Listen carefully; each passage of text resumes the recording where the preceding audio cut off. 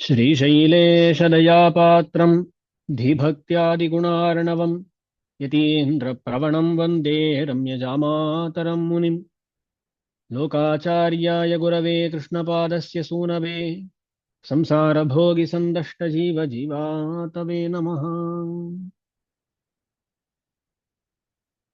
श्री पुण्य लोकाचार्य स्वामी जी के द्वारा विरचित अर्चिरादि मार्ग नामक प्रबंध का अनुभव ले रहे हैं हम लोग। इसमें संसार में रहने वाला एक व्यक्ति कैसे मोक्ष पहुंचता है, इसके बारे में विस्तृत रूप से बताते हैं लोकाचार्य स्वामी जी महाराज। इस ग्रंथ में 4 प्रकरण होते हैं। उसमें पहले प्रकरण का अनुभव ले रहे हैं हम लोग।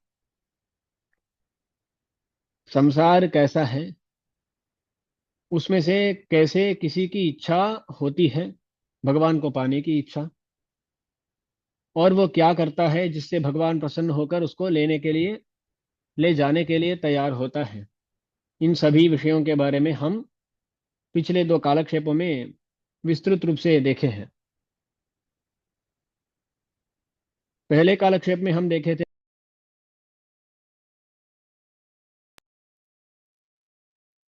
पहले कालक्षेप में हम देखे थे कि भगवान की 2 विभूतियां होती हैं। एक लीला विभूति, एक नित्य विभूति। लीला विभूति माने ये जो संसार हम देखते हैं, बहुत सारे ब्रह्मांड इत्यादि होते हैं इस लीला विभूति में। और दूसरी विभूति भगवान की नित्य विभूति कहलाती है, जिसको हम परम पद, वैकुंठ इत्यादि नामों से भी जानते हैं। इस लीला विभूति में रहने वाला एक इंसान कैसे उस परम पद को पहुंचता है, इसी के बारे में इस पूरी ग्रंथ में विचार किया जाता है, विस्तृत रूप से वर्णन किया जाता है। अब देखिए, पहले कालक्षेप में ये हुआ, संसार में एक व्यक्ति है, उसको आचार्य समाशयन कैसे होता है, उस क्रम को हम देखे थे। और कल हम देखें कि कैसे एक भक्त की स्थिति होती है संसार में, भक्त की स्थिति कैसे होती है, इसके बारे में हम देखे थे कल। और आज उसके बाद जो होता है उसके बारे में जानने वाले हैं। एक मिनट।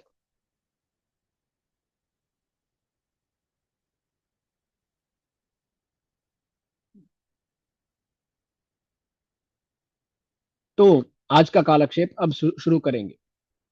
कल देखे थे कि कोई एक व्यक्ति आचार्य का समाशयन करता है, आचार्य उसको ज्ञान देते हैं जिससे वो भगवान के ओर भक्तिमान होता है और संसार के ओर वैराग्यशाली बन जाता है।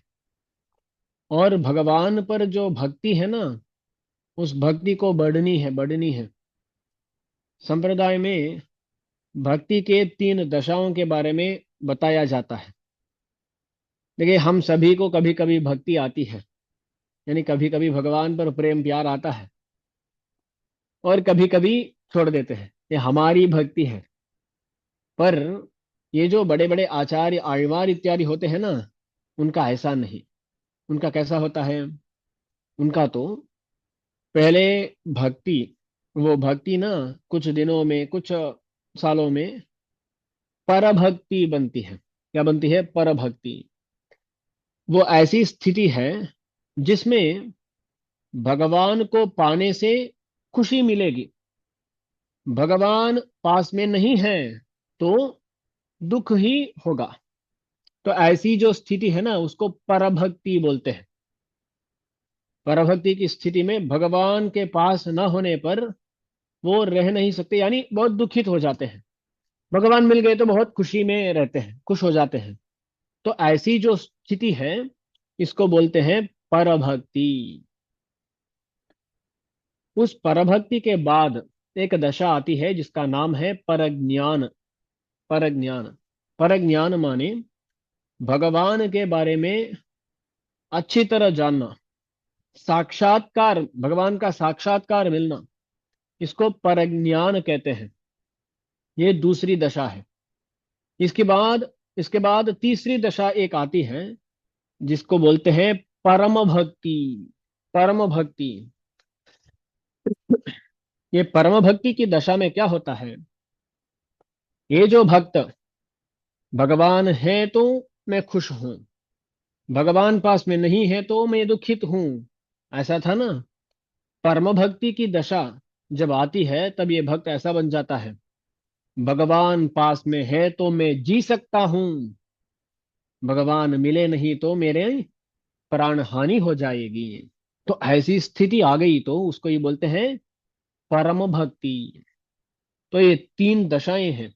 परभक्ति, जहां पर भगवान पास में है तो खुशी, भगवान नहीं है तो दुख। उसके बाद परज्ञान, साक्षात्कार। उसके बाद परम भक्ति, जिस दशा में भगवान पास में नहीं है तो मैं जी नहीं सकता, भगवान पास में है तो जी सकता हूं, ऐसी स्थिति है।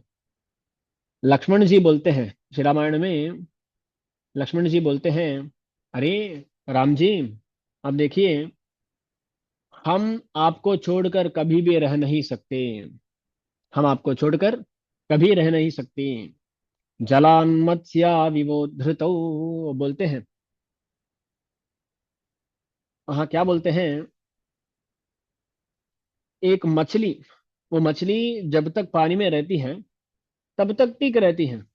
मछली को पानी से निकाल दिए तो क्या होगा? कुछ देर के लिए वहाँ थोड़ा बहुत संकट प्राप्त होकर कुछ ही देर में वो मछली मर जाएगी। ऐसे ही लक्ष्मण जी बोलते हैं, न च सीता त्वया हीना न चाहमपि राघव, मुहूर्तमपि जीवा वो जलान्मत्स्या विबोधृतौ। अरे भगवान श्री राम जी, सुनिए, ये जो सीता जी है और मैं जो जो मैं हूं, हम दोनों ऐसे हैं कि आपके बिना एक क्षण के लिए भी हम रह नहीं सकते। आपको छोड़कर हम रहे तो भी वो मछली भी ना पानी से बाहर आकर वो कैसे वो दुखित होगी, ऐसे ही हम भी दुखित होकर बहुत दर्द महसूस कर कर तुरंत ही हम प्राणों को छोड़ देंगे। ऐसी स्थिति है हमारी, बोलते हैं लक्ष्मण जी। यही परम भक्ति की स्थिति, भगवान पास में नहीं है तो मैं मर जाऊंगा, ऐसी स्थिति को परम भक्ति बोलते हैं। तो भगवान आழ்वारों के विषय में देखते हैं कि उनकी परम भक्ति स्थिति इसी दुनिया में आ जाए। हमारे तरह लोगों के लिए ये परम भक्ति ना इस दुनिया में आने वाली नहीं है। अरे परम भक्ति छोड़ दीजिए, कहाँ पर भक्ति भी आती नहीं है ना। भगवान पास में नहीं है तो हम उदास हो जाते हैं क्या? ऐसा तो नहीं है। कभी कभी भगवान मिल जाते हैं तो थोड़ा खुश हो जाते हैं, उतना ही। आज सोचिए, 5 बजे दास आज कालक्षेप शुरू किया हूँ, लगभग 5 बजे। दास 6 बजे तक किया तो आप लोग सुनेंगे, 6:30 बजे तक हुआ तो कालक्षेप के सुनेंगे। वो 7 बजे तक चला, 7:30 बजे तक चला, 8 बजे तक चला, तो एक एक व्यक्ति, धीरे धीरे आप सभी उठ के जाएंगे। अरे स्वामी जी का कुछ और काम नहीं है शायद, वो तो बोलते जा रहे हैं, हमारा तो बहुत सारे काम है। तो हम ऐसे नहीं है कि भगवान के अनुभव के साथ ही हम समय बिताएंगे, ऐसा नहीं है। हमारे बहुत सारे अन्य भी काम हैं जिन पर हम आसक्त हैं। तो हमें अब परभक्ति की स्थिति भी आई नहीं, कहाँ से परम भक्ति की स्थिति? पर आழ்वारों का ऐसा नहीं है। भगवान देखते हैं कि उनको इस दुनिया में ही परभक्ति, परज्ञान और परम भक्ति भी मिल जाए। इसलिए नमाழ்वार को, षटकोप स्वामी जी के बारे में कल तो हम बहुत देखे हैं। तो उस समाज षटकोप स्वामी जी को भगवान पहले से ले गए नहीं, पहले पासों में ही प्रार्थना कर दी है षटकोप स्वामी जी, मुझे ले जाओ, पर वो ले नहीं गए। क्या किए, अंत तक वो रुके, इंतजार करते रहे भगवान। क्यों? इनको वो पर भक्ति, वो बढ़कर पर ज्ञान, वो बढ़कर परम भक्ति हो जाए, इसका इंतजार कर रहे थे भगवान। तो षटकोप स्वामी जी का इसी दुनिया में परम भक्ति की स्थिति भी आ गई, जहां वो बोले, अब आपका अनुभव नहीं मिला तो मैं जी नहीं सकता जी। ऐसा बोलने पर उसके बाद भगवान ले जाते हैं, ऐसा बोला जाता है। तो कुछ लोगों के लिए इसी जगह परम भक्ति की आने की इंतजार करते हैं भगवान, और हमारे तरह लोगों को परम भक्ति आनी है तो वो कभी आएगी नहीं। तो भगवान क्या करते हैं, अरे ये तो थोड़ा इच्छुक है, इच्छुक है, सदाचार्य अभिमान है इनका, तो इनको भी हम ले जाएंगे, ऐसा सोच कर भगवान हमें ले जाएंगे। अरे बताते हैं, यहाँ से हम शुरू होते हैं ना, इस दुनिया से परम पद को जाने के लिए तैयार होते हैं। कहीं बीच में भगवान हमें परभक्ति परज्ञान परम भक्ति दिलाकर ले जाएंगे, यही हमारा विश्वास है। क्योंकि यहाँ तो हम देखते नहीं है, सभी को परम भक्ति मिलती नहीं है। तो भगवान ये करते हैं कि बीच में हमें कहीं पर ये भक्ति के दशाओं को देकर से ऐसा ही हो सके। तो नम्माழ்वार का ऐसा नहीं, नम्माழ்वार को इस दुनिया में ही इन सभी दशाओं को देकर भगवान ले गए उनको, ये देखते हैं हम। और हमारे तरह जो व्यक्ति है ना, उनको भी भगवान कृपा करके किसी तरह ले जाते हैं।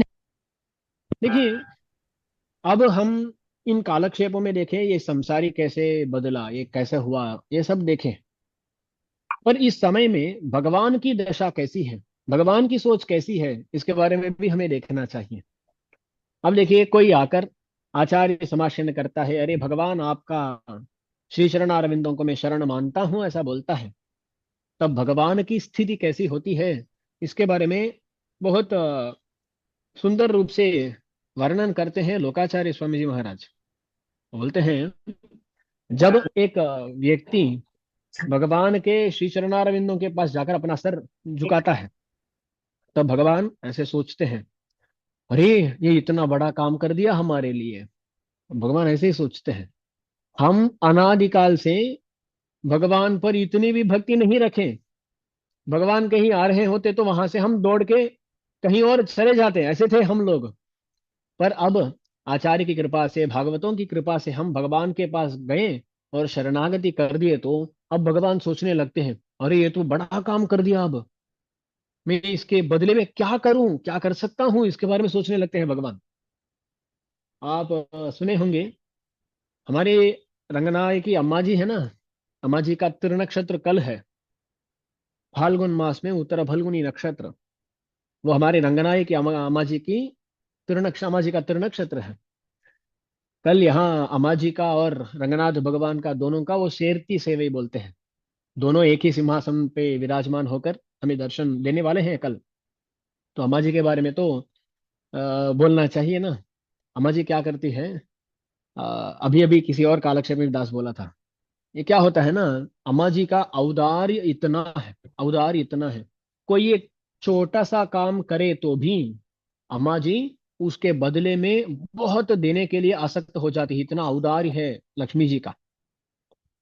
तो पराशर भट्टर जी महाराज अपने श्री गुण रत्न कोश स्तोत्र में कहते हैं, ऐश्वर्यमक्षर गतिम परमं पदम वा कस्मैचिदञ्जलिभरं वहते वितीर्य अस्मै न किञ्चिदुचितं कृतमित्यथाम्ब त्वं लज्जसे कथय कोऽयम् उदार भावः। बहुत सुंदर सा एक श्लोक है। बोलते हैं कि जो श्रीरंगम को कभी आए होंगे ना, आपको ये पता होगा कि दक्षिण दिशा के ओर देखते हुए रंगनाथ स्वामी जी वो लेटे हैं, शयन करते हैं। तो दक्षिण दिशा के ओर वहां मेन एंट्रेंस होता है।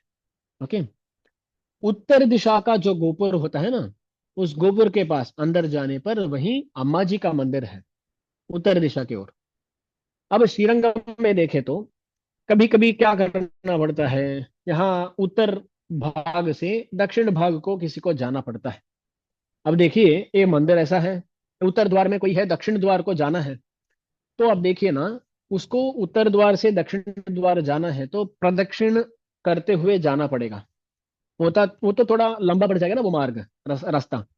तो इसलिए कुछ लोग क्या करते हैं, अरे वहां जाना है तो क्या करते हैं, मंदिर के बीच से चले जाते हैं।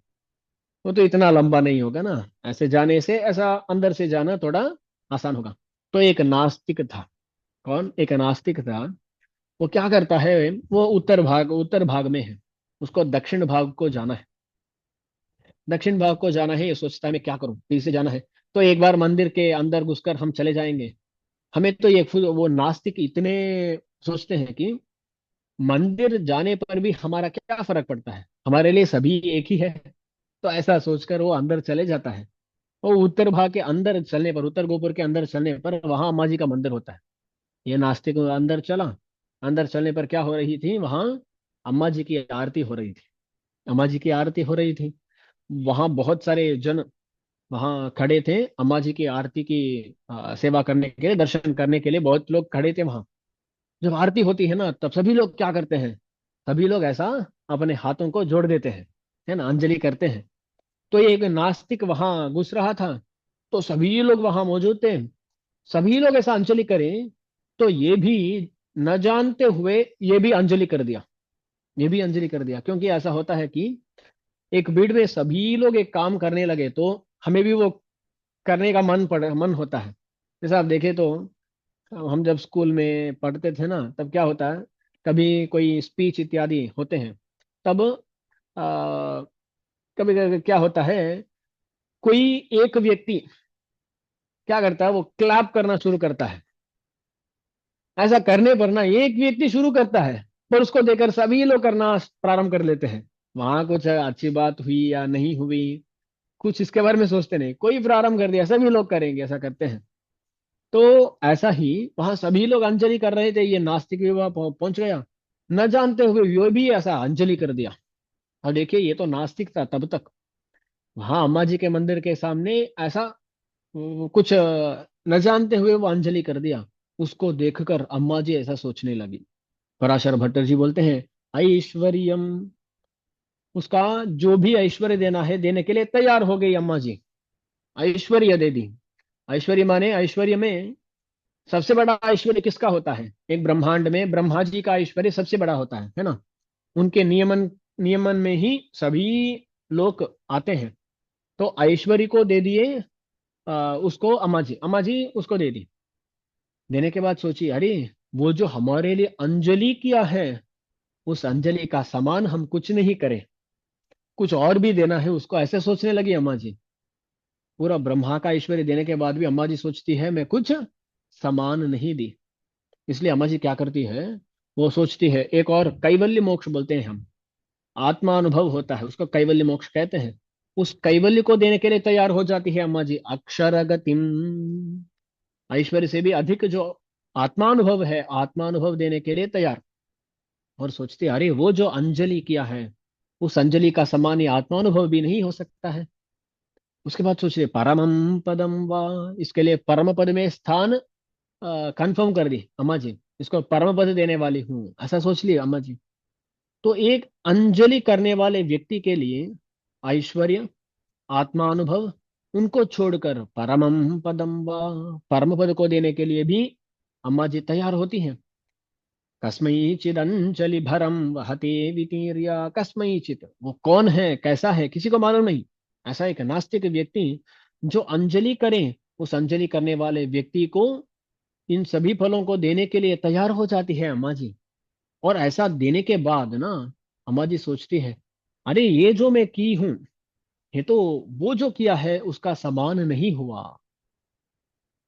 और अस्मै न किंचिद उचितम कृतम, अरे इसके लिए जो उचित था मैं कुछ भी नहीं कर पाई। अस्मै न किंचिद उचितम कृतम, न किंचिद उचितम कृतम, मैं कुछ भी इसके लिए उचित नहीं की। ऐसा सोचकर त्वम लज्जसे, अम्मा जी लज्जित हो जाती है।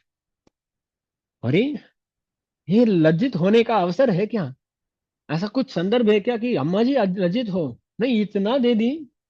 ये अंजलि का जो भी अम्मा जी देती है ना, वो समान है क्या, समान नहीं है। ये अंजलि क्या है, इतनी इतना सा काम है। पर उसके लिए परम पद देने के बाद भी अम्मा जी लज्जित हो जाती है। बोलते हैं पराशर भट्ट जी महाराज, अस्मै न किंचिदुचितं कृतमित्यथाम्ब त्वं लज्जसे।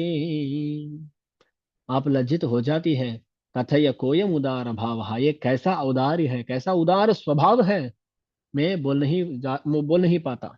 ऐसा पराशर भट्ट ऋषि बोलते हैं। आप देखें तो कृष्ण के चरित्र में भी ऐसा ही होता है। क्या हुआ, ये दुर्योधन की सभा में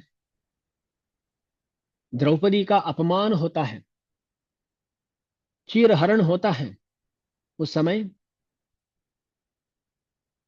द्रौपदी भगवान के प्रति प्रार्थना करती है, शंख चक्र गदा पाणि द्वारका निलयाच्युत गोविंद पुंडरीकाक्ष रक्ष मां शरणागताम, रक्ष मां शरणागताम। अरे मैं शरणागत हूँ, मेरी रक्षा करो।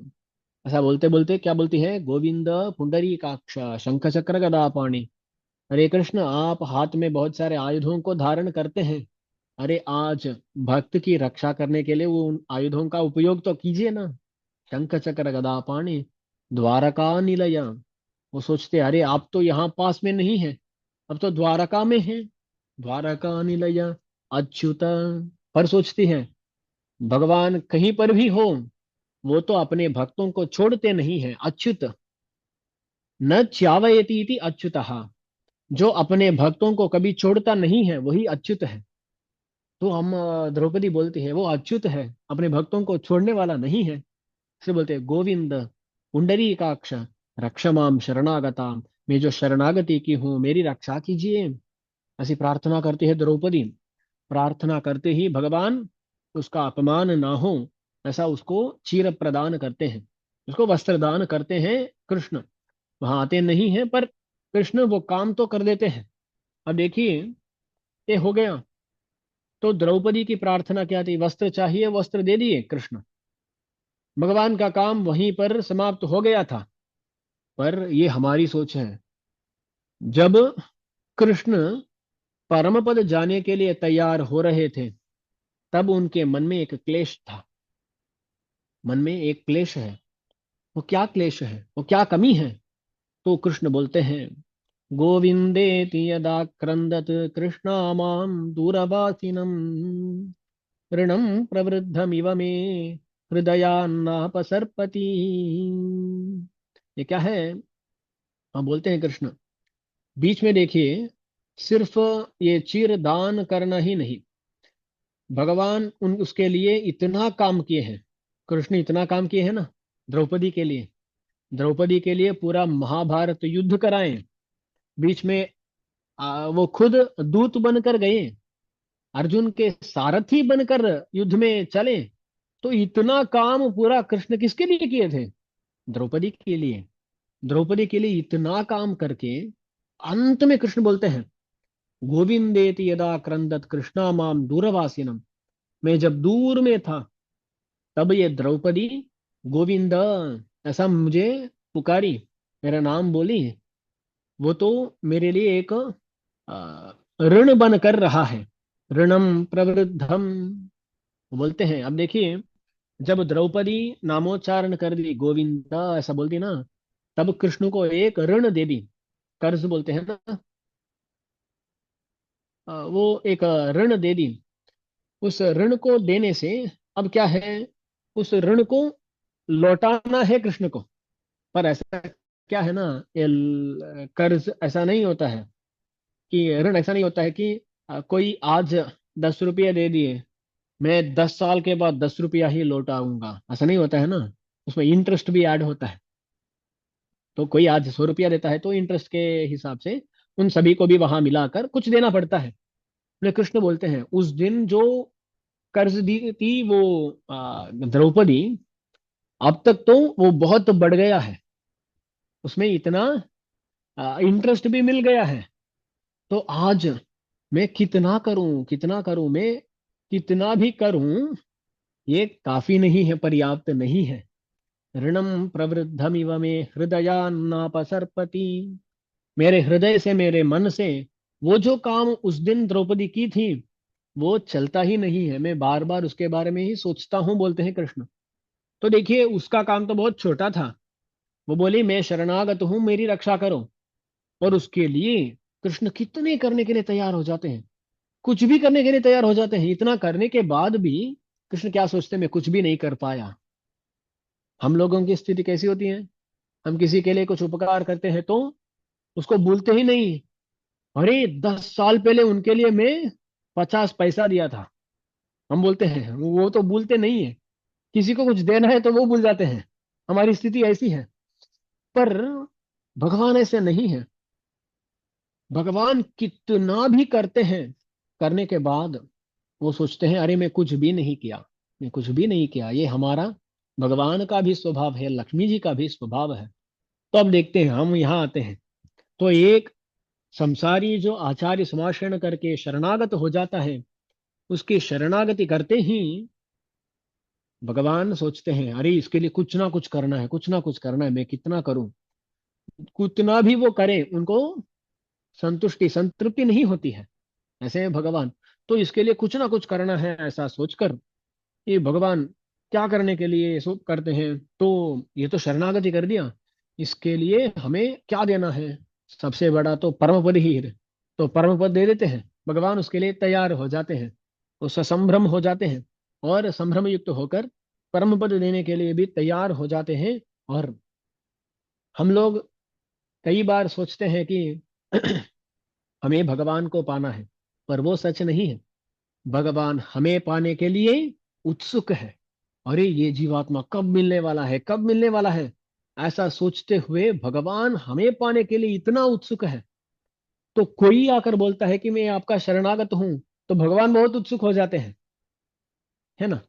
क्योंकि भगवान हम पर इतना प्रेम रखते हैं, तो भगवान उत्सुक हो जाते हैं। और इसको परम पद को ले जाना है।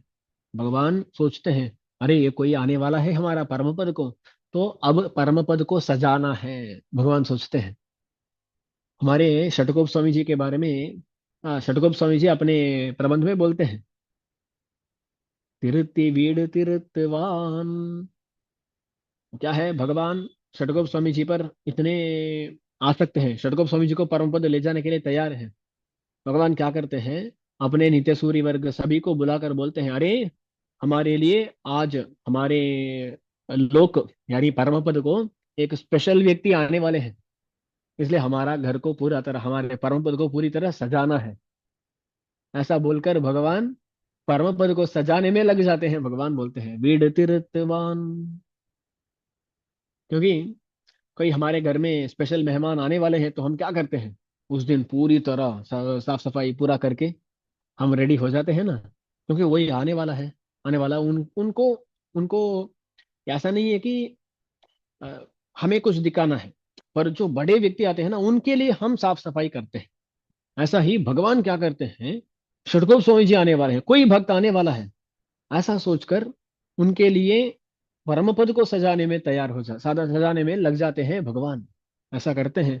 तो अपने नित्य सूरियों को बुलाकर बोलते हैं अरे ये जो भी जिस मार्ग में ये मुक्त आने वाला है, उस पूरे मार्ग को सजा दीजिए, पूरा अलंकार कर दीजिए। और परम पद भी टिप टॉप होना चाहिए, वो पूरी तरह अलंकृत होना चाहिए। ऐसा भगवान अपने नित्य सूरियों को आज्ञा देते हैं। और आज्ञा देते हैं, वो सब उसमें लग जाते हैं, ये पूरा अलंकार इत्यादि करने में। तब भगवान क्या करते हैं, ये जो प्रपन्न है ना, इस प्रपन्न को अब तक तंग करने वाले कौन हैं, हमारे जो अनादिकाल आर्जित पाप है, वही तो हमें बहुत तंग कर रहे हैं।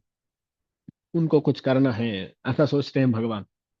हमारे सभी पापों को नष्ट करना है, तो ये जो शरणागत है उसके पापों को नष्ट करने में भगवान लग जाते हैं। अब देखिए, इसको हमें अच्छी तरह समझना चाहिए। आ, हमारे द्वारा किए जाने वाले पाप या पुण्य, उनको भी मिला दीजिएगा। ये दो तरह के होते हैं। एक है संचित कर्म, दूसरा है प्रारब्ध कर्म। अब देखिए, एक और बार बोलता हूं, हमारा कर्म दो तरह का होता है, पुण्य और पाप। हम कुछ अच्छे काम करते हैं तो उसका फल सुख मिलेगा कभी, हम कोई बुरा काम करते हैं तो उसका भी फल दुख मिलेगा कभी। तो पुण्य और पाप, ये दो तरह के कर्म हैं। अच्छा, ये पुण्य और पाप जो है, ये दोनों हमें नहीं चाहिए। क्यों? जो मोक्ष जाने के लिए इच्छुक है, उसको पुण्य भी नहीं चाहिए, पाप भी नहीं चाहिए। क्योंकि पुण्य हो तो स्वर्ग या किसी और अनुभव को पाना होगा, पाप होगा तो किसी और दुनिया में जन्म लेना होगा, नहीं तो नरक में जन्म लेना होगा, ऐसा होगा। तो मोक्ष जाने के लिए इच्छुक जो व्यक्ति होता है, उसके लिए पुण्य और पाप दोनों वो नहीं चाहिए होते हैं। अब देखिए भगवान क्या करते हैं, ये पुण्य पाप, ये दो तरह के कर्म है ना, उन कर्मों को पूरी तरह नष्ट करते हैं। पर देखिए, ये पुण्य या पाप, ये दोनों भी दो तरह के होते हैं। संचित कर्म, प्रारब्ध कर्म बोलते हैं। अब देखिए, हम रोज कुछ ना कुछ अच्छा काम या बुरा काम करते आते हैं। इन सभी कर्मों का फल भगवान तुरंत दे नहीं सकते, ये हो नहीं पाएगा। इसलिए भगवान क्या करते हैं, इन सभी को, हम जो भी कर्म करते हैं, उन कर्मों में सभी को एक समूह में डाल देते हैं, यानी संचित कर्म बोलते हैं। वो संचित कर्म ऐसा है, हम कुछ भी कर्म करते हैं ना, वो संचित कर्म में जाकर ऐड हो जाता है, संचित कर्म। कभी कभी बीच बीच में भगवान क्या करते हैं, उस संचित कर्म से कुछ कर्मों को लेकर उसका फल देते हैं।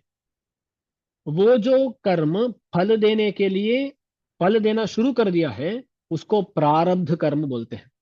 क्या बोलते हैं? प्रारब्ध कर्म बोलते हैं। तो संचित कर्म वो है जो जमाया गया है। जैसा आप बैंक में बोलते हैं ना, फिक्सेड डिपॉजिट बोलते हैं। वो फिक्सेड डिपॉजिट में डाल दिए तो उसमें से निकालना थोड़ा मुश्किल होता है ना। पर करंट अकाउंट में जो कुछ है ना, उसको कभी भी हम विथड्रॉ कर सकते हैं, कभी भी ले सकते हैं। ऐसा समझिए ना, ये जो संचित कर्म है ना, वो अब फल देने के लिए तैयार नहीं है। वो भगवान रखे हैं, बाद में हमें फल देंगे। प्रारब्ध कर्म वो है जो फल देना प्रारंभ किया है, वही प्रारब्ध कर्म हुआ। तो ये दो तरह के कर्म होते हैं, संचित कर्म और प्रारब्ध कर्म। संचित कर्म वो अभी फल नहीं दे रहे हैं, बाद में देंगे, पता नहीं कब, वो भगवान के संकल्प से होगा। अब देखिए, जब कोई शरणागत हो जाता है, तब भगवान क्या करते हैं, उसका जो भी संचित कर्म है ना, उस पूरा संचित कर्म को नष्ट कर देते हैं। संचित कर्म पूरा नष्ट। तो हम इसके पहले अनंत जन्मों में जो कुछ भी कर्म किए होंगे, जिसका फल अब तक हम भोगे नहीं, उन सभी कर्मों का नाश हो जाता है।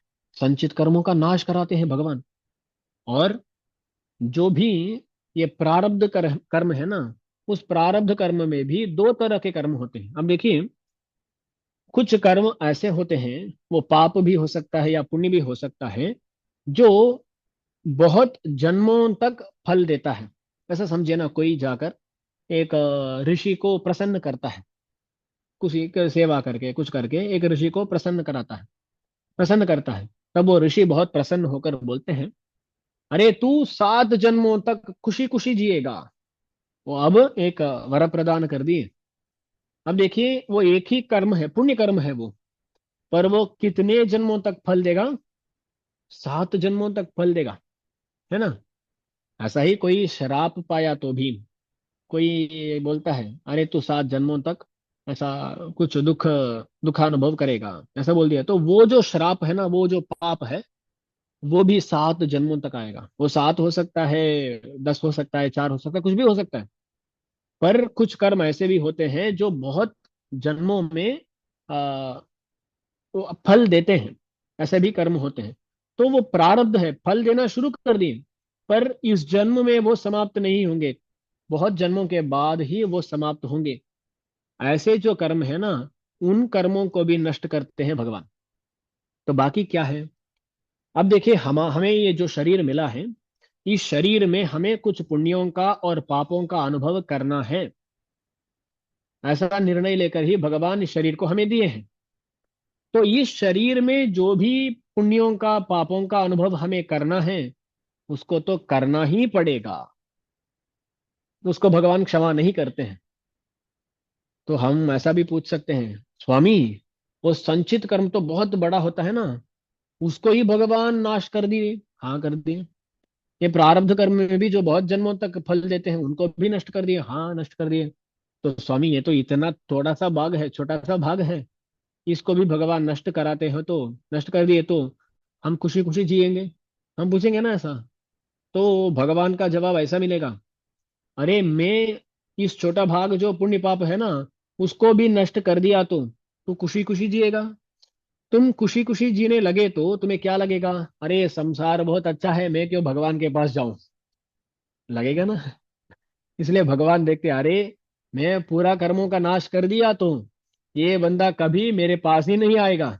क्योंकि कर्म होने के कारण ही बीच बीच में हमें दुख का भी अनुभव होता है। तभी हम सोचते, अरे संसार बहुत क्रूर है, इससे हमें निकलना है, मोक्ष जाना है। तो भगवान सभी कर्मों का नाश नहीं करते हैं। ऐसा करने पर खुद हम ही भगवान को छोड़ देंगे। इसलिए भगवान सतर्क रहते हैं, अरे सभी कर्मों का नाश नहीं कर सकते, इनको तो रखना ही है। इसलिए ऐसे जो कर्म है ना, उनको रखते ही हैं। उनका अनुभव करने के बाद इस शरीर के अवसान में हमें मोक्ष मिलेगा। और देखिए, ये जो एक मुमुक्षु है, ये जो मोक्ष जाने वाला है, उसके जो भी पुण्य और पाप है ना, उन पुण्यों को और पापों को क्या करते हैं भगवान, ऐसा बताया जाता है। अब देखिए, एक भक्त है जो मोक्ष जाने वाला है। उस भक्त के जो भी पुण्य है, उन पुण्यों को भगवान कहीं ट्रांसफर कराते हैं। कहाँ? उसके जो भी मित्र होते हैं ना, उसके जो भी सुहृत होते हैं ना, उनको सभी पुण्यों का फल देते हैं भगवान। और जो भी भक्तों पर द्वेष करते हैं, यानी उस भक्त के द्वेष शत्रु है, उनको उसका पाप फल देते हैं भगवान। इसलिए कभी भक्त के विषय में अपचार नहीं करना चाहिए, उसका पूरा पाप हमें मिल जाएगा। इसलिए भक्तों के विषय में कभी हमें द्वेष नहीं करना चाहिए, उनके विषय में अपराध नहीं करना चाहिए। तो भगवान क्या करते हैं, इस भक्त का जो पुण्य और पाप है, पुण्य को मित्रों को देकर, पाप को उसके शत्रुओं को देते हैं। दुष्यंत पापकृत्याम सुहृदः पुण्यकृत्याम, ऐसा बोला जाता है वेदों में। तो ऐसा भी करते हैं भगवान। इसका इसके बारे में एक चरित्र भी है। ये कहाँ का है? श्री रामायण में समुद्र लंघन करना है, समुद्र उल्लंघन करना है। तो भगवान श्री राम अपनी वानर सेना के साथ समुद्र पहुंच गए। समुद्र के तीर में भगवान अपनी वानर सेना के साथ हैं। तभी विभीषण जी लंका से आते हैं। लंका से आते हैं। लंका से आने के बाद वहाँ पूरा मीटिंग इत्यादि होता है, और विभीषण जी को अंगीकार कर लेते हैं। ये सब होता है। ये सब उस समुद्र के किनारे में होता है। उसके बाद विभीषण जी का अंगीकार करने के बाद तब एक मीटिंग, उसमें क्या डिस्कस करते हैं, अरे अब तो समुद्र का उल्लंघन करके लंका को जाना है, समुद्र को पार करना है, कैसा करना है? ऐसा एक प्रश्न उठता है। तब विभीषण जी बोलते हैं, उनके लिए अभी अभी फल दिया उपाय क्या है? शरणागति। वो शरणागति किए, उनको फल मिल गया, है ना। तो विभीषण जी बोलते हैं, अरे राम जी, आप भी शरणागति करो, आप भी शरणागति करो, क्योंकि उस उनको फल मिला। तो ये बोलते हैं, कभी कभी ऐसा होता है, हमें डॉक्टर कुछ दवाई देते हैं, उससे हमें कुछ ठीक हो जाता है। कोई भी आकर कुछ भी पूछे, अरे ये दवाई बहुत अच्छा है, पेट में दर्द था, इसके लिए कुछ दवाई लिए हम। कोई आकर बोलता है सर में दर्द है, हम बोलते हैं नहीं वो दवाई लो, कुछ भी ठीक हो जाए। ऐसा होता है क्या? पर विभीषण जी बोलते हैं ऐसा ही, मेरे लिए शरणागति काम की, तो आपके लिए भी काम करेगी, तो आप शरणागति कीजिए। पर भगवान के लिए शरणागति काम नहीं करेगी ना। क्यों नहीं करेगी? क्योंकि भगवान सर्वेश्वर है, जो अकिंचन, जिसके हाथ में कुछ भी नहीं होता है ना, वो उसको ही शरणागति करना है।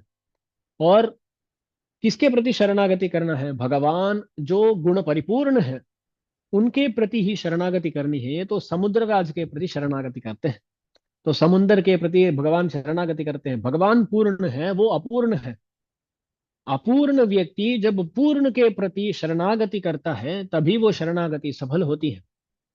जो पूर्ण व्यक्ति अपूर्ण के व्यक्ति के प्रति शरणागति करे, तो उससे क्या फायदा मिलेगा? भगवान शरणागति करते हैं, कुछ फायदा नहीं मिलता है, कुछ फायदा नहीं मिलता है। तब भगवान बहुत गुस्से में आ जाते हैं। 3 दिन, 3 दिन 3 रात भगवान उपवास करके शरणागति समुद्र के प्रति शरणागति करते हैं। ऐसा करने के बाद भी समुद्र राज नहीं आते हैं। नहीं आने का भी एक कारण है जी। ये समुद्र राज भगवान राम के प्रति बहुत भक्ति रखने वाले ही हैं। ऐसा नहीं है कि समुद्र राज भगवान पर भक्ति नहीं रखते। क्योंकि सुंदरकांड में जब हनुमान जी समुद्र को पार करते हैं, समुद्र को पार करते समय समुद्र राज क्या करते हैं, वहां एक मैनाक पर्वत होता है। एक पहाड़ है जो समुद्र के नीचे, समुद्र के अंदर रहता है। उस पहाड़ को समुद्र राज जाकर कहता है, जाकर नहीं, वो कहता है, अरे हमारे राम जी के काम के लिए हनुमान यहाँ से जा रहे हैं। वो तो भारत से लंका को जा रहे हैं। बीच में उनके लिए विश्रांति करने के लिए कुछ जगह आवश्यक हो सकती है, हो सकता है। इसलिए आप क्या करो, थोड़ा बाहर निकलो। तो ये बीच में आपके ऊपर थोड़ा विश्रांति लेकर वो जाएंगे। तो समुद्रराज ऐसा कहते हैं, क्योंकि आप देखें तो रघुवंश में ही सगर पुत्र आते हैं। सगर, सगर एक राजा है जिनके पुत्र ही सागर बनाते हैं। तो समुद्रराज का उपकार किए हैं इस वंश में पैदा हुए वो लोग सागर पुत्र। उस वंश में ही आते हैं राम जी। तो उनका उपकार करना हमारा कर्तव्य है, ऐसा सोचते समुद्रराज। इसलिए वो क्या करते हैं, मैनाक पर्वत को जाकर बोलते हैं, तू जाकर हनुमान जी का उपकार करो। तो ऐसा उपकार करने वाले समुद्रराज राम जी का सीधा उपकार नहीं करेंगे क्या? करेंगे ही। पर क्यों नहीं आते हैं? 3 दिन शरणागति करने पर भी क्यों समुद्रराज नहीं आते हैं? तो हमारे आचार्य कहते हैं, अब देखिए, भगवान श्री राम अगर शरणागति करते हैं और समुद्रराज वहां आकर अपने दर्शन दे दिया तो ये कैसा होगा? भगवान शरणागति किए और उसको अंगीकार करके वो समुद्रराज भी दर्शन दे दिए, ऐसा होगा ना? समुद्रराज उस शरणागति को अंगीकार करने के लिए तैयार नहीं थे, क्योंकि वो भगवान श्री राम है। वो आकर कैसे मेरे प्रति शरणागति कर सकते हैं? उसको अंगीकार करने के लिए तैयार नहीं थे समुद्रराज। यदि भगवान सीधा आकर आज्ञा दे दिए होते तो वो लेते, आज्ञा परिपालन करते, कौन? समुद्रराज। पर आकर ये शरणागति कर रहे हैं, शरणागति को मैं कैसे अंगीकार करूं? ऐसे सोचकर समुद्रराज आते नहीं है। इसको सही तरह समझने के लिए एक और चरित्र के बारे में हमें जानना आवश्यक होगा। हमारे रामानंद स्वामी जी के चरित्र, रामानंद स्वामी जी का चरित्र है। रामानंद स्वामी जी के जीवन में एक बार ऐसा हुआ था कि रामानंद स्वामी जी अपने शिष्यों के साथ श्रीरंगम के वीथियों में ऐसा आ रहे थे। तब उनके आचार्य, कौन? महापूर्ण स्वामी, वो रामानंद स्वामी जी को देखे। देखते ही उनको लगा कि साक्षात यमुनाचार्य स्वामी जी, आळवंदार स्वामी जी अपने शिष्यों के साथ पधार रहे हैं। क्योंकि यमुनाचार्य स्वामी जी भी सन्यासी थे, रामानंद स्वामी जी भी सन्यासी हैं। और जब उनको देखे तो महापूर्ण स्वामी, उनको लगा कि यमुनाचार्य स्वामी जी ही आ रहे हैं। तो अपने आचार्य मानकर रामानुज स्वामी जी को साष्टांग प्रणाम करते हैं महापूर्ण स्वामी। रामानुज स्वामी जी भी ना देखते ही नहीं है, कुछ भी प्रतिक्रिया नहीं करते हुए रामानुज स्वामी जी वहां से निकल जाते हैं। तब बहुत लोगों को शंका उठती है, ऐसा कैसे कर सकते हैं? रामानुज स्वामी जी तो शिष्य हैं, साक्षात आचार्य आकर दंडवत प्रणाम कर रहे हैं, ये कुछ भी प्रतिक्रिया ना करते हुए जा रहे हैं, ये कैसा सही हो सकता है? तो कुछ लोग जाकर रामानुज स्वामी जी को पूछते हैं, आप जो किए वो गलत है स्वामी, कैसा ये सही हो सकता है? कुछ लोग रामानुज स्वामी जी को पूछते हैं। कुछ लोग जाकर महापूर्ण स्वामी जी को पूछते हैं, अरे स्वामी जी, आप क्यों अपने शिष्य को प्रणाम कर रहे हैं? तब महापूर्ण स्वामी जी बोलते हैं, अरे मैं उसको देखा तो मुझे ये नहीं लगा कि वो मेरा शिष्य है, मुझे लगा कि यमुनाचार्य स्वामी जी ही पधार रहे हैं, तो मैं दंडवत प्रणाम कर दिया। महापूर्ण स्वामी अपनी जवाब दे दिए। रामानुज स्वामी जी बोलते हैं, वो महापूर्ण स्वामी किसी भावना से यहाँ प्रणाम किए थे। मैं कुछ प्रतिक्रिया करूं तो मैं उनका जो काम है उसको अंगीकार कर दिया, ऐसा होगा। मैं कभी भी उसका अंगीकार नहीं कर सकता। इसलिए मैं उसको अनदेखते हुए, ना देखते हुए वहां से मैं चला गया। तो रामानुज स्वामी जी देखिए ना, कुछ भी नहीं किया। क्यों? कुछ भी करने पर वो जो कि उसको अंगीकार करना ऐसा हो जाएगा। तो अंगीकार करना नहीं चाहते, हमारे रामानुज स्वामी जी। तो इसलिए जब कोई बड़े व्यक्ति कुछ करते हैं ना, तब उसे हमें अंगीकार नहीं करना है, तो चुप रहना है, कुछ नहीं करना चाहिए। कुछ करने पर उसको अंगीकार कर दिया, ऐसा हो जाएगा। ऐसा ही राम जब आकर शरणागति करते हैं, तब समुद्र राज भी चुप रहता है, कुछ नहीं करता है। अरे वो आकर कैसे शरणागति कर सकते हैं, मैं कैसे उसका अंगीकार करूं, ऐसा सोचकर समुद्र राज शरणागति नहीं करते हैं। तब भगवान बहुत गुस्से में आ जाते हैं। वो तो शरणागति की शरणागति विफल हो गई, तो गुस्से में आ जाते हैं भगवान। और क्या करते हैं, अपने भाई को बुलाते हैं, अरे धनुष ले आओ, बाणों को ले आओ। तब लक्ष्मण जी भी ना पहले धनुष को ले आते हैं, बाण नहीं ले आते। और मतलब अरे सिर्फ धनुष ले आने से क्या फायदा है, बाणों को भी ले आओ। तो और भी देरी कर रहे हैं, विलंब कर रहे हैं लक्ष्मण जी। हमारे आचार्य बोलते हैं, क्यों विलंब कर रहे हैं?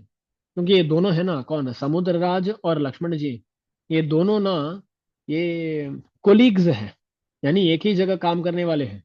देखिए ना, समुद्र राज भी भगवान का बिस्तर बनकर रहते हैं। आदिशेष लक्ष्मण जी वो भी भगवान के बिस्तर बनकर रहते हैं। तो दोनों का काम क्या है ना, दोनों पर भगवान लेटते हैं। तो एक ही काम करने वाले हैं ना, तो उनके बीच में एक अंडरस्टैंडिंग है। वो इसलिए क्या नहीं करते लक्ष्मण जी, तेजी से कुछ नहीं ले आते। धनुष ले आओ बोले तो धनुष ले आते हैं। अरे सिर्फ धनुष को ले आने से क्या फायदा, कुछ बाण को ले आओ। तब छोटे छोटे बाण ले आते हैं। सापमान ये सौमित्रे शराम चाशी विशोपमान, सागरम शोषयिष्यामि पद्भ्याम यान्तु प्लवंगमाः। अरे देखो, अभी इस समुंदर को मैं सुखा देता हूँ अपने बाणों से, बाणाग्नि से ये समुंदर को सुखा देता हूँ। और ये जो भी वानर मेरे साथ आए हैं, वो सभी पैदल ही चले आ जाएंगे लंका को, बोलते हैं भगवान श्री राम। और उस समुंदर पर छोटे छोटे बाणों का प्रयोग करना शुरू करते हैं, बाणों का प्रयोग करना शुरू करते हैं। तब वहां समुंदर का वो जल है ना, वो थोड़ा गर्म होना शुरू होता है। तब उस समय में भगवान देखते हैं, अरे इसको पूरी तरह सुखा देना है। ऐसा सोचकर ब्रह्मास्त्र प्रयोग करने के लिए तैयार हो जाते हैं। ब्रह्मास्त्र को अपने धनुष में चढ़ाते भी है भगवान। तब ब्रह्मास्त्र को देखकर समुद्रराज बहुत तेजी से दौड़कर आते हैं और भगवान को प्रसन्न कराते हैं, भगवान को प्रसन्न करते हैं। तब समुद्रराज को देखकर भगवान, देखिए ना, वो ब्रह्मास्त्र को अपने धनुष में भी रख दिए, चढ़ा दिए। क्यों? समुद्रराज पर प्रयोग करने के लिए। जब समुद्रराज अंजलि के साथ हाथ जोड़कर अपने सामने आ गया, तब राम बोलते हैं, अरे मैं इस धनुष में बाण बाण को चढ़ाकर रखा हूं, ब्रह्मास्त्र को चढ़ाकर रखा हूं। आपके कोई शत्रु है क्या? उस शत्रु पर मैं डाल देता हूं। अरे वो जो बाण है ना, समुद्रराज के प्रति डालने के लिए ही तैयार था, है ना। उस बाण को समुद्रराज पर प्रयोग करने के लिए भगवान चढ़ाए थे। पर जब समुद्रराज अनुकूल बन गया, उसी बाण को समुद्रराज के शत्रुओं के प्रति डालने के लिए, प्रयोग करने के लिए भगवान तैयार हो गए। तब समुद्रराज कहते हैं, अरे दूर एक जगह में, दूरी में कुछ राक्षस है जो मेरे जल को कलुषित कर रहे हैं, उन पर आप डाल सकते हैं। तो भगवान श्री राम भारत के दक्षिण तीर से बहुत दूर, बोला जाता है कि कहीं अफगानिस्तान इत्यादि उस जगहों में, कहीं एक द्वीप में कुछ राक्षस कुछ कर रहे थे, ऐसा कुछ बोला जाता है। सही वो प्रदेश कहाँ है मालूम नहीं, पर बहुत दूर वहां उस बाण का प्रयोग करते हैं समुंदर के शत्रु के प्रति। तो वो जो बाण समुंदर के प्रति चढ़ाया गया था, उसी बाण को समुद्र के शत्रुओं के प्रति प्रयोग कर दिए भगवान। ऐसा ही हम जब तक भगवान के प्रतिकूल होते हैं, तब तक हमारे जो पाप है ना, उसको, उसका फल आ, हमें अनुभव कराने के लिए भगवान देखते रहते हैं। जब हम अंजलि करके शरणागति कर लेते हैं ना, शरणागति करते ही शरणागति करते ही भगवान उसी पापों को हमारे शत्रुओं के प्रति प्रयोग करते हैं। तो ऐसा हमारे जो भी पाप है, उनमें ज्यादातर पापों को यानी कर्मों को नष्ट करके अ, जो उसको अन्यों को देकर, जिसको हमें अवश्य ही भोगना ही है, उनको अनुभव कराकर भगवान अंत में हमें ले जाने के लिए तैयार हो जाते हैं। तो ये होता है। अब देखिए, भगवान ऐसा, ये भगवान तैयार हो रहे हैं हमें ले जाने के लिए। अब एक मुक्तात्मा, यानी मुक्तात्मा अब तक हुए नहीं, वो संसारी में जो शरणागति क्या है, वो अपने जीवन के अंतिम दशा में क्या करता है, वो उसके अंतिम दशा आने पर भगवान आकर उसको दर्शन देता है। जैसे नमः इत्यादियों को अंत में भी भगवान आकर अपने दर्शन देते हैं। अपने दर्शन देकर उसके बाद आतिवाहिक गण कुछ लोग होते हैं। आतिवाहिक वो कौन है? अब देखिए, आजकल अंग्रेजी में एक एक शब्द है, एस्कॉर्ट बोलते हैं ना, एस्कॉर्ट बोलते हैं। अब देखिए, तो कुछ बड़े बड़े वीआईपी होते हैं, जैसे कुछ गवर्नर इत्यादि होते हैं, तो वो एक राष्ट्र में आते हैं, तो समझिए ना, आप लोग कर्नाटक में हैं, तो कोई तमिलनाडु का गवर्नर महाराष्ट्र कर्नाटक को आते हैं, तो जब वो कर्नाटक को आते हैं ना, तब कर्नाटक के जो पुलिस होते हैं ना, वो उनको एस्कॉर्ट करते हैं। कर्नाटक के बॉर्डर से महाराष्ट्र को जाते ही वहां क्या होता है, महाराष्ट्र का पुलिस आकर वो एस्कॉर्ट करते हैं, वो रास्ता दिखाते हुए, उनकी रक्षा करते हुए वो एस्कॉर्ट करते हैं। ऐसे लोगों को ही आतिवाहिक बोलते हैं, जो साथ आते हुए एस्कॉर्ट करते हैं, उनको आतिवाहिक बोलते हैं। अब देखिए, कोई मुक्तात्मा, यानी एक मुमुक्षु मुक्तात्मा बनने के लिए तैयार हो रहा है, उसका शरीर का अंतिम काल आ गया है, उस समय में भगवान क्या करते हैं, ऐसे कुछ लोग आतिवाहिक होते हैं। ये अर्चिरादि पुरुष जो होते हैं वही, उनको ही आतिवाही कहते हैं। उसके बारे में शायद हम कल के कालक्षेप में देखने वाले हैं। तो उनको आतिवाहिक बोलते हैं। उन सभी को बुलाकर भगवान क्या करते हैं, अरे सुनो, ये मुक्तात्मा यहाँ से शुरू होने के लिए तैयार हैं। इनके लिए जो भी तैयारी होनी है, मार्ग में जहाँ जहाँ सजाना है, ये सब करना है, वो सभी काम आप सही तरह देख लीजिएगा। और जब वो आएंगे, सही तरह एस्कॉर्ट करना है उनको। तो पहले उनको वो सब बोल देते हैं, आतिवाहिक गण को बोलते हैं कि आपको ये काम करना है, ऐसा आप करिएगा, कीजिएगा, ऐसा वो उनको बोलते हैं भगवान।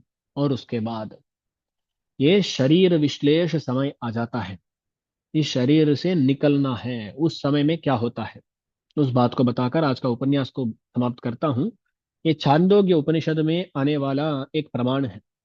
वांग मनसि संपद्यते, मन मन प्राणे, प्राणस्तेजसि, तेज परस्याम देवतायाम।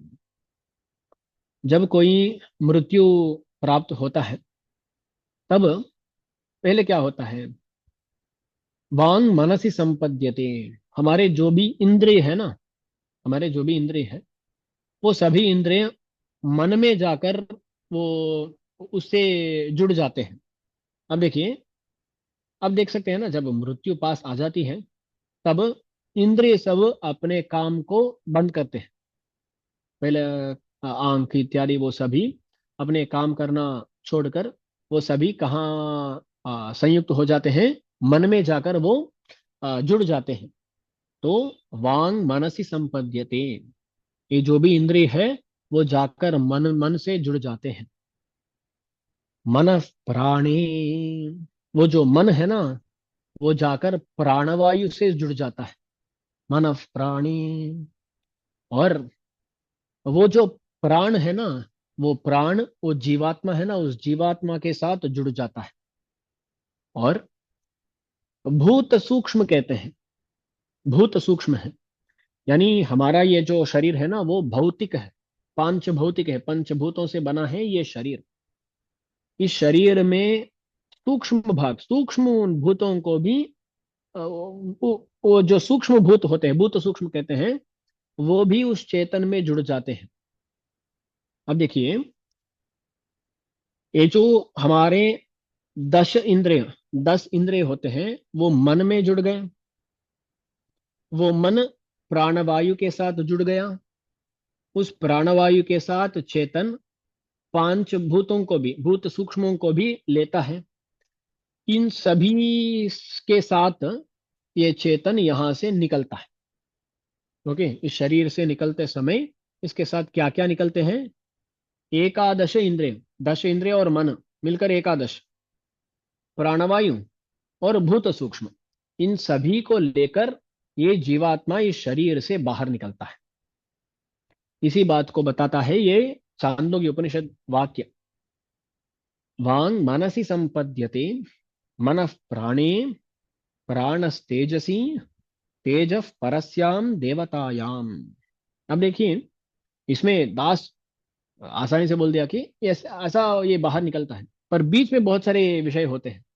क्या होता है? अब देखिए, इंद्रिय सब मन में जुड़ गए, मन प्राण से, और प्राण और जीवात्मा मिलकर वो भूत सूक्ष्म में मिल जाते हैं। ये सभी मिलकर एक मेलन जो है, वो कहाँ जाते हैं? वो परमात्मा के पास जाते हैं।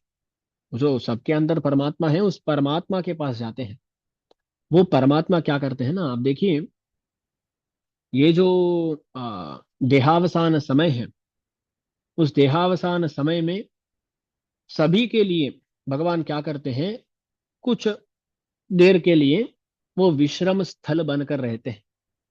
इस संसार में इतना दुखानुभव हुआ, और इस शरीर से निकलते समय भी बहुत दुखानुभव होता है। उस दुखानुभव को सांत्वन करने के लिए भगवान क्या करते हैं? अपने में उसको बसाते हैं कुछ देर के लिए। यहाँ बहुत भी और विषय होते हैं। तो भगवान से संयुक्त होकर, भगवान से मिलकर इसका थोड़ा विश्राम होता है, विश्राम होता है। उसके बाद भगवान क्या करते हैं? ये तो हृदय में रहता है ना जीवात्मा, उस हृदय से बाहर निकलना है। वो कैसे निकलना है? एक नाड़ी के द्वारा निकलना है। उस नाड़ी को दिखाते हैं भगवान। ये सब होता है। तो आज हम यहाँ समाप्त करेंगे।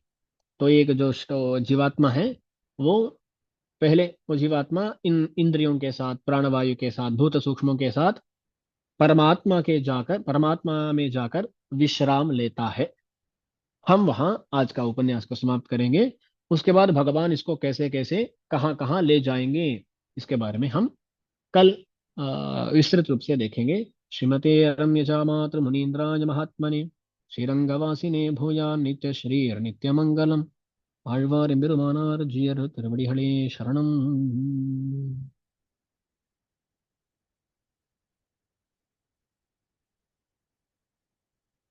अच्छा। अडियन साष्टांग प्रणाम स्वामी जी। हरि